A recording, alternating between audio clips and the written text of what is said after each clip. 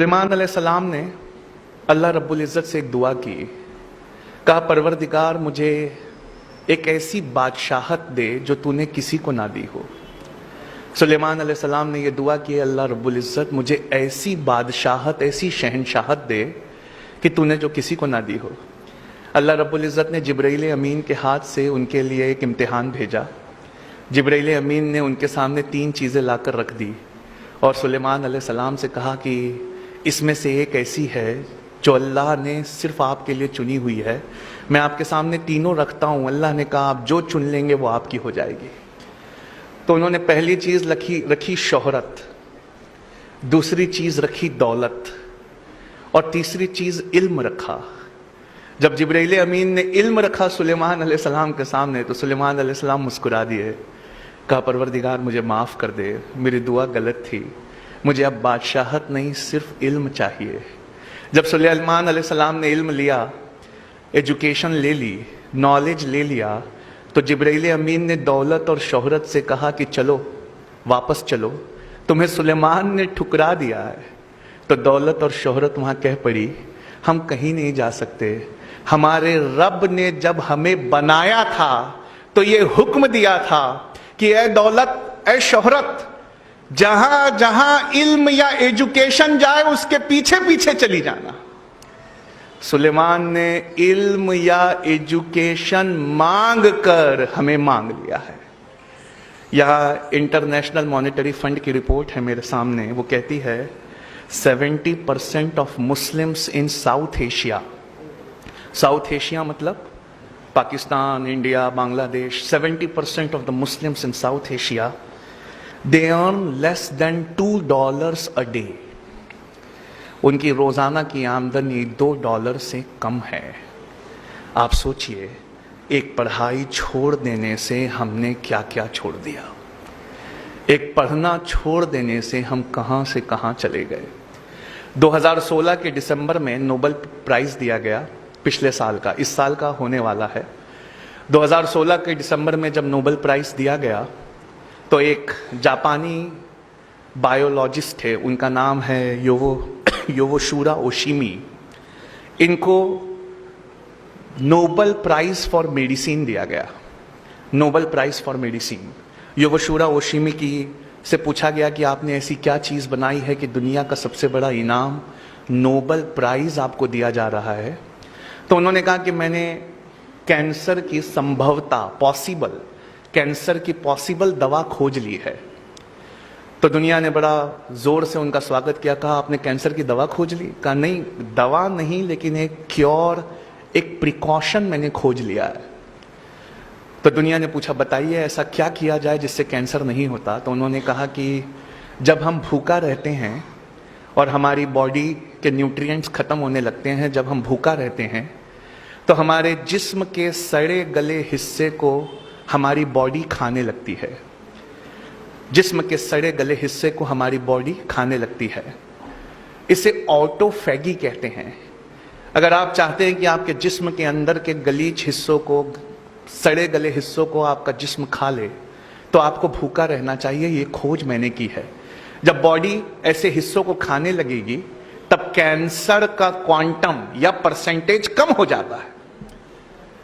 कहा डॉक्टर योवोशुरा ओशिमी, एक इंसान को साल भर में कितने दिन भूखा रहना चाहिए कि उसमें कैंसर ना पाया जाए?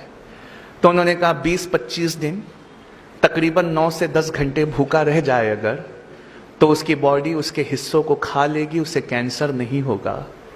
या रसूल अल्लाह सल्लल्लाहु अलैहि वसल्लम, आज समझ में आया आपने मोमिन पर रोजे फर्ज क्यों किए। आज समझ में आया।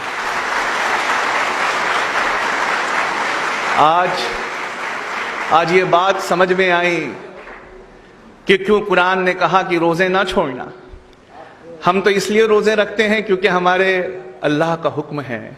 हम तो रोजे इसलिए रखते हैं क्योंकि हमारे नबी पाक का हुक्म है। लेकिन आज समझ में आया कि इस हुक्म में कौन सी रहमत छुपी हुई है। योवोशुरा ओशिमी को दुनिया का सबसे बड़ा प्राइज दिया गया ऑटोफैगी के लिए। ऑटोफैगी यानी जिस्म अपने सड़े गले हिस्से को खा ले। आज से 1438 साल पहले कोई ये हमें दे गया, बस हमारा नजरिया कुछ और था, हमने उसे दीनी पढ़ाई कहकर ठुकरा दिया। एक जापानी उठा, उसने उस पर रिसर्च की, उसने उसे दुनियावी पढ़ाई से मिलाकर देखा। आज दुनिया ने उसे दुनिया का सबसे बड़ा प्राइज, नोबेल प्राइज दे दिया। ऐ बच्चों, तुम क्यों नहीं पढ़ते? तुम क्यों नहीं कोई चीज को रिसर्च की तरह लेते? तुम क्यों नहीं कोई चीज को उस तरह देखते जिस तरह देखे जाने का हुक्म है? अल्लाह रब्बुल इज्जत कुरान में फरमाता है, तुम गौर क्यों नहीं करते कि अल्लाह ने यह कायनात कैसे बनाई है? हम में से कितने हैं जिसने ये गौर किया? मेरा ज्योग्राफी का क्लास होता है दिल्ली में, वहाँ मैं रॉजर बेकन को हमेशा कोट करता हूँ। सर रॉजर बेकन ये एक बहुत बड़े साइंटिस्ट थे, 12th सेंचुरी के, यूरोप के फादर ऑफ साइंस कहा जाता है इन्हें। इन्होंने साइंटिफिक रिवॉल्यूशन लाया था यूरोप में।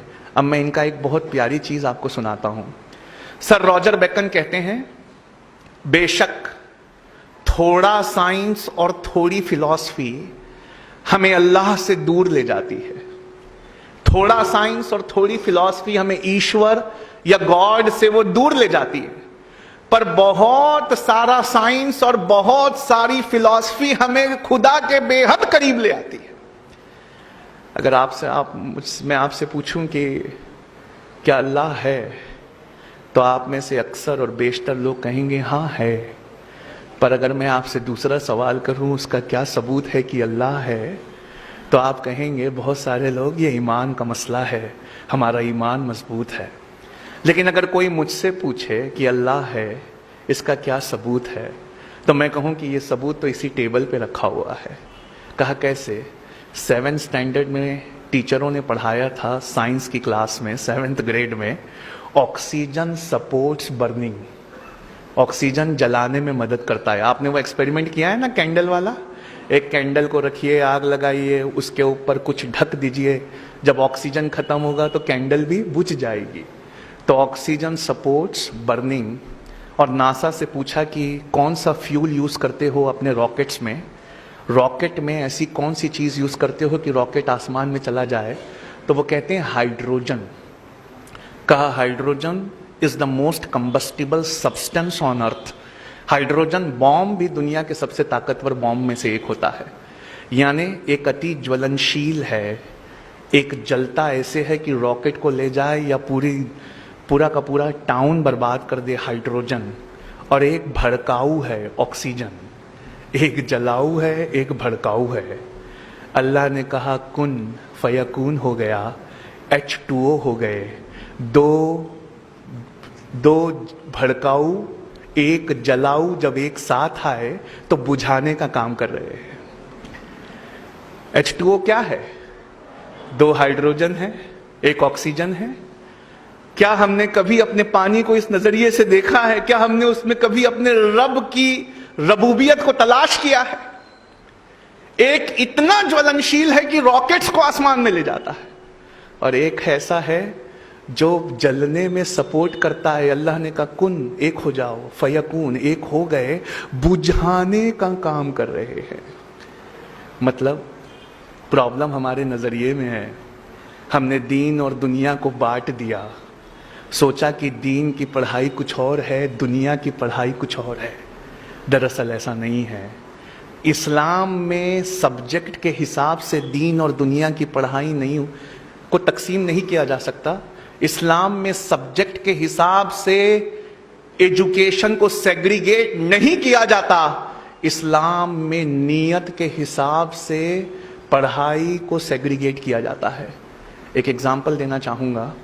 मान लीजिए हम में से कोई आलिमत का कोर्स कर रहा है, वो कुरान और हदीस पढ़ रहा है, लेकिन उसकी नीयत ये है कि मैं बड़ा होकर कुरान और हदीस सुनाकर पैसे कमाऊंगा। तो बताइए वो दीनी पढ़ाई हुई कि दुनियावी पढ़ाई हुई? दुनियावी हुई। और कोई MBBS कर रहा है, कोई लॉ कर रहा है, कोई इंजीनियरिंग कर रहा है, इस नीयत से कर रहा है कि मैं एक जरूरतमंद की मदद करूंगा। तो क्या ये दीनी पढ़ाई हुई कि दुनियावी पढ़ाई हुई? ये दीनी पढ़ाई हुई। मतलब साफ है बच्चों, जो आप पढ़ रहे हो उसमें एक अच्छी सी नीयत जोड़ लीजिए।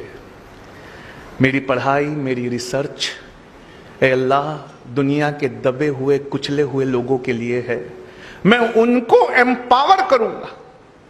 डॉक्टर नॉर्मन बोरलॉग ने जब पहली बार ड्वार्फ वेराइटी ऑफ वीट की खोज की थी ग्रीन रिवॉल्यूशन में, डॉक्टर नॉर्मन बोरलॉग ने जब पहली बार गेहूं खोजा था जो दुनिया की भूख मिटा सकता था, तो दुनिया ने डॉक्टर नॉर्मन बोरलॉग से यह कहा था, फादर ऑफ ग्रीन रिवॉल्यूशन से, कि आप जितना सोना मांगे हम उतना सोना देने के लिए तैयार है, जितनी दौलत मांगे हम उतनी दौलत देने के लिए तैयार है, बताइए आप क्या चाहते हैं। उन्होंने कहा, मैं कुछ नहीं चाहता, मैं चाहता हूं कि ये गेहूं, ये ग्रीन रिवॉल्यूशन का गेहूं गरीबों में मुफ्त में तकसीम कर दिया जाए। मैं अपनी टेक्नोलॉजी के लिए कुछ भी चार्ज नहीं करूंगा, बस मैं भूखों की भूख मिटाना चाहता हूं। क्या आजम कैंपस में आज कहीं किसी बेंच पर एक डॉक्टर नॉर्मन बोरलॉग बैठा है क्या? क्या आप में से किसी एक के दिल में ऐसी नीयत है क्या कि मैं अगर दुनिया में कुछ बहुत अच्छा पाया तो मैं वो इस दुनिया के लिए छोड़ जाऊंगा? आपकी नीयतें हैं जो अल्लाह के सामने आपके हिसाब में मदद करेंगी। बुखारी की पहली हदीस अल अमालु बिन्निया है, अमल का सारा दारोमदार नीयत पर है।